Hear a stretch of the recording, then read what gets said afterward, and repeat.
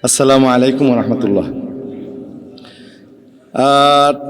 আসলে আমাদের যখন 5ই আগস্ট বিপ্লব হয়েছে, এরপরে আমি এখানে এই লালখান বাজার একটা প্রোগ্রাম হয়েছিল, হারুন ইজহার সাহেব সহ আলেম ওলামা অনেক উপস্থিত হয়েছিল।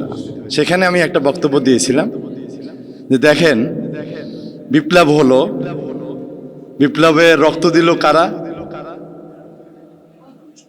তরুণ সমাজ এবং এগুলো আলেম ওলামা ইসলামী যারা লালন করে চেতনা, এরা শাহাদাত যারা বরণ করেছে, এদের অধিকাংশই হলো কেউ না কেউ আমাদের এই ইসলামী লাইনের আছে।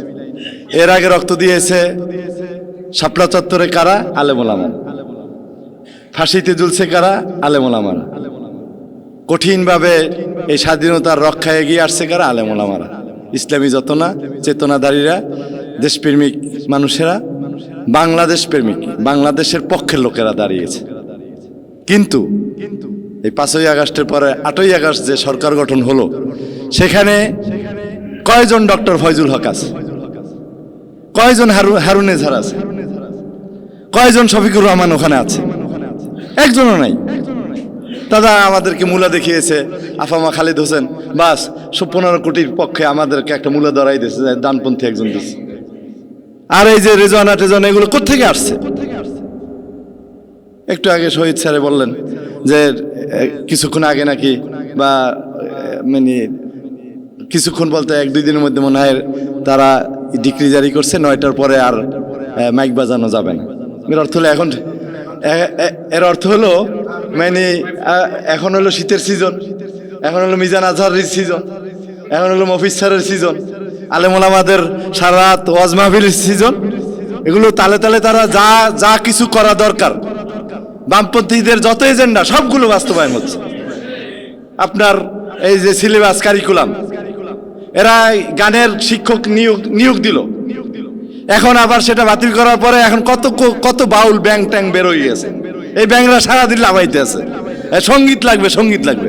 তো যাই হোক, আমি যে কথাটা বলছিলাম যে দেখেন, আপনারা রক্ত দেওয়ার সময় রক্ত দেন, সব কিছু আপনারা দেন, কিন্তু ঠিক ক্ষমতায় যাওয়ার সময় এই ইনু মিনু রাম ছাগলেরা সবাই হাজির। এরা আমাদের মতন চিৎকারও করে, মঞ্চে কোনোদিন দেখবেন না। মঞ্চে চিল্লায় ওই ফয়জুল হক চিল্লায়, পিনাকি চিল্লায়, এরপর ওর নাম কি ইলিয়াস চিল্লায়, কনক সরোয়ার চিল্লায়। এইগুলো একটারও মামলা এখন থেকে রেহাই পায় নাই। একজনের সকলের শত মামলা আছে, একজনও দেশে আসতে পারবে না।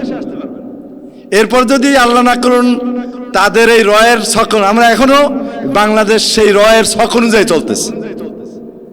আপনারা যারা ভাবতেছেন যে সেনাপ্রধান শফিকুর রহমানের প্রথম ফোন দিয়েছেন, এই ফোনটা দিয়েছে রয়ের পরামর্শতেই, যে এখন ইসলামী চেতনাধারীদের জোয়ার, এই জোয়ারকে তোমরা ওই রকম ওই যে ফুটবল এই ক্রিকেটাররা যেরকম বলারে বল মারে না, আর ব্যাটসম্যানে কি করে, বলটার গতিটাকে একটু সুইং করে দেয়, ছক্কা হয়ে যায়।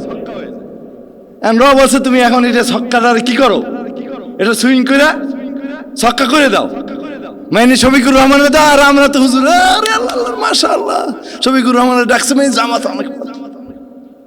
এরপরে এত এখন ডেইলি এই যে শহীদ স্যার বললেন যে ওই বিভিন্ন কূটনৈতিকরা আসছে, এইটা আসছে সেইটা আসছে, ডেইলি দেখা করতেছে, আর নিউজ দেখবেন জামাত ক্ষমতায় আসতেছে, এই সেই, এটা বাইক তুলে কেন?